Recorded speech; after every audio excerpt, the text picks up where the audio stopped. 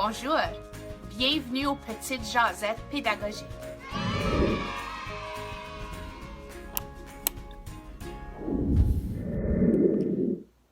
Bonjour tout le monde. Aujourd'hui, je jase avec Olivia Lismont, une éducatrice dans le coin de Scarborough, qui va nous partager les bienfaits de l'éveil musical.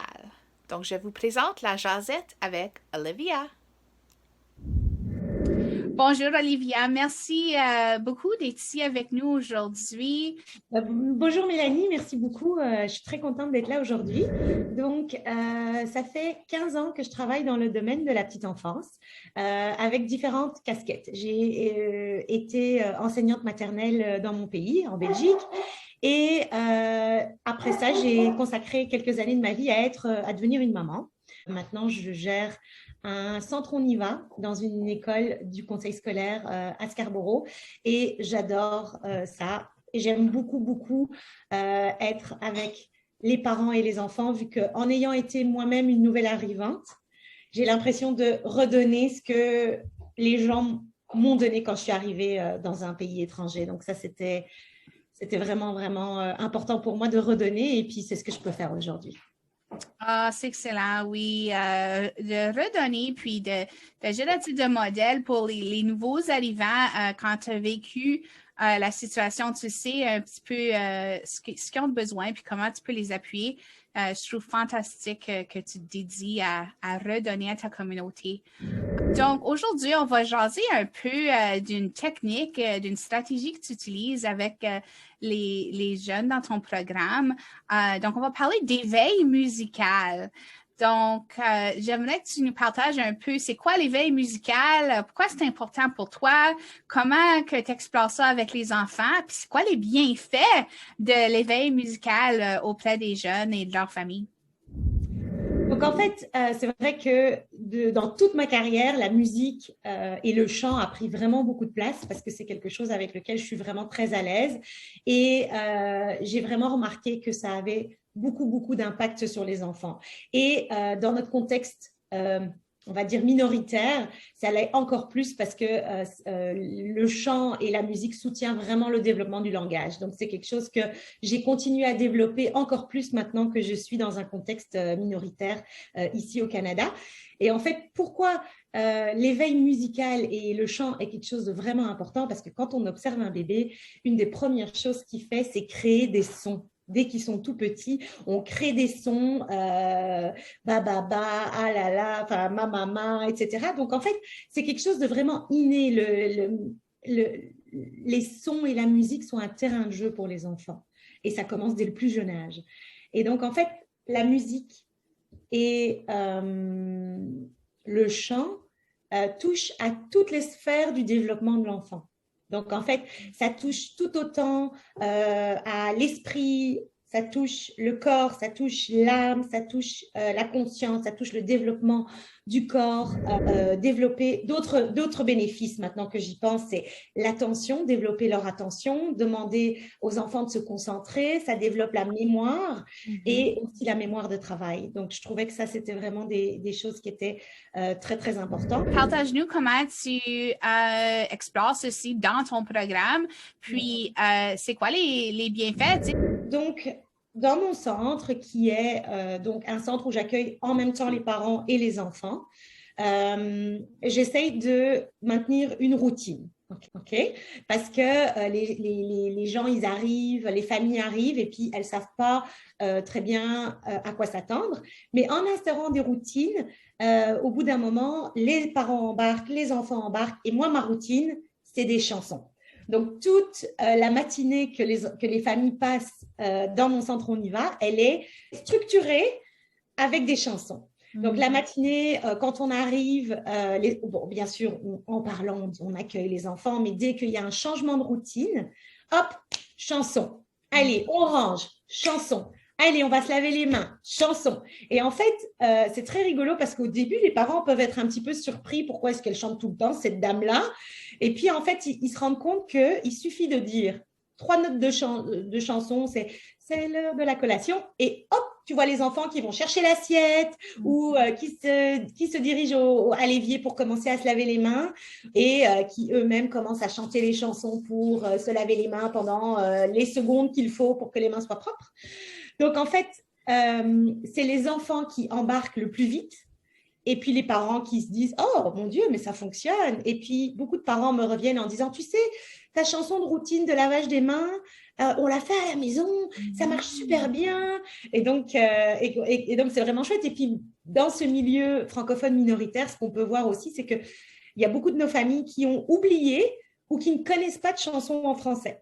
Donc, en fait, le fait d'être un centre On y va, ça permet aussi aux parents de se reconnecter avec les berceuses, les chansons, les comptines en français. Et ça c'est beaucoup de plaisir pour les parents aussi, en fait. Donc, je pense qu'il y a un bénéfice pour les parents parce qu'après, ils disent « Oh, tu sais, on a rechanté la chanson du petit poisson parce qu'en fait, mon enfant, il la demande. » Donc, j'ai vraiment des retours positifs de toutes ces routines installées en chanson. Et puis, je trouve ça vraiment beau. Et puis, ce que je veux dire aussi, c'est que parfois, un enfant, parce qu'on a beaucoup de familles allophones ou même de familles qui ne parlent pas vraiment beaucoup français à la maison, mais qui sont francophiles, donc qui ont un intérêt à venir dans nos centres On y va. Bien souvent, grâce aux chansons, l'enfant va commencer à parler en français, mais chanter en français. Limite sans même savoir ce qu'il chante, mais grâce au chant, il va commencer à développer une capacité à dire des mots en français et puis les connexions vont se faire. Et puis après cette connexion avec la chanson en français qui va parler des pommes d'api, etc., il va peut-être faire des liens. Et puis après, le langage parlé va venir. Mais le langage chanté est là. Ça me rappelle vraiment l'expérience de deux petits-enfants qui parlaient polonais, qui ne parlaient pas du tout français à la maison, mais qui ont suivi ces routines de chansons. Et puis, dès que le moment du cercle venait, donc ils parlaient toujours en polonais entre eux, mais au moment du cercle, la bouche grande ouverte, avec tout leur cœur, ils chantaient des chansons en français. Et c'est vraiment comme ça que leur langage, leur capacité de parler français a démarré. Okay. Et ça, j'ai trouvé vraiment une magnifique expérience à voir. Wow, tu soulèves plusieurs bons points. Donc, j'entends de créer un rythme. J'entends que tu crées vraiment un rythme avec les enfants et les familles de ton centre par l'entremise de la musique. J'entends aussi que la musique semble t'aider à créer des relations bienveillantes et attentives avec les enfants et les familles autour de toi.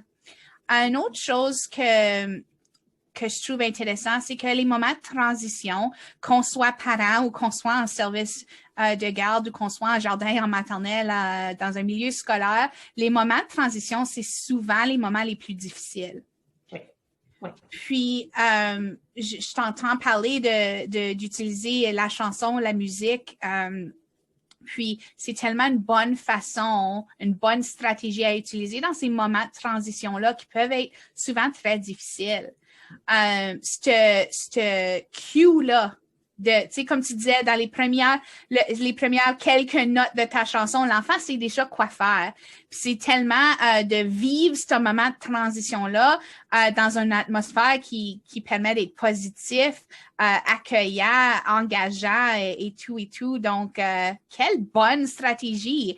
Une stratégie qu'on n'utilise peut-être pas aussi souvent qu'on devrait.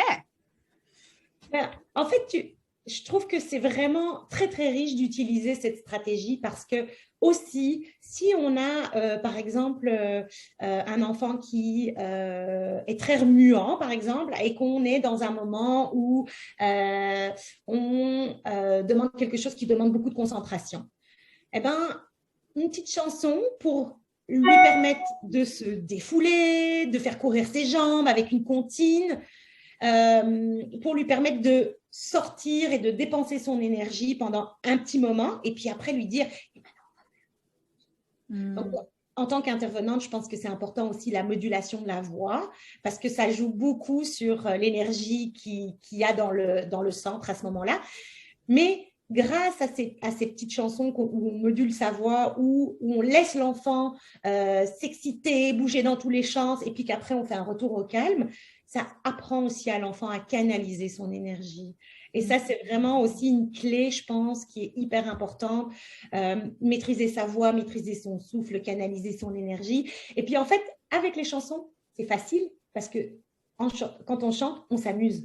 J'entends dire développer l'autorégulation, peut-être des stratégies de résilience là-dedans aussi. Donc, les bienfaits sont énormes. On approche déjà à la fin, mais je sais que tu voulais parler un peu de résilience et du lien avec la résilience. Donc, si tu voulais donner ça comme ton message clé, ça serait super. C'est pas possible. Ça va trop vite. Donc, en fait, les chansons permettent vraiment de calmer le rythme cardiaque des enfants. Donc là, je parle des berceuses, du chant d'attachement, du chant parental. Et donc, en calmant le rythme cardiaque, on permet de souffler, se relaxer. Dans toutes les cultures, il y a des chansons, des berceuses qui sont là. Et le chant, la berceuse est là pour permettre à l'enfant de se calmer et de se recentrer. Et donc, je pense que c'est important, la musique, parce que ça va évoluer avec lui tout au long de sa vie. Quand on voit la musique comme elle est importante pour les adolescents, à l'adolescence, ça demande beaucoup de résilience aussi, mais ça commence dès la petite enfance. Et moi, ce que j'ai envie de dire comme message clé, c'est pas grave si on chante faux. Ça, c'est pas grave. Si on a besoin d'un support audio, utilisons un support audio. C'est pas ça que l'enfant entend. Ce que l'enfant entend, c'est l'intention qu'on met dans les chants. C'est l'amour qu'on donne, c'est la passion qu'on y met, c'est l'attention qu'on y met. Et ça, je pense que c'est important parce que je pense qu'il y a beaucoup de gens qui s'interdisent de chanter parce qu'ils ont l'impression qu'ils chantent faux. Mais c'est pas important si on chante juste ou si on chante faux. Ce qui est important, c'est vraiment l'intention qu'on y met.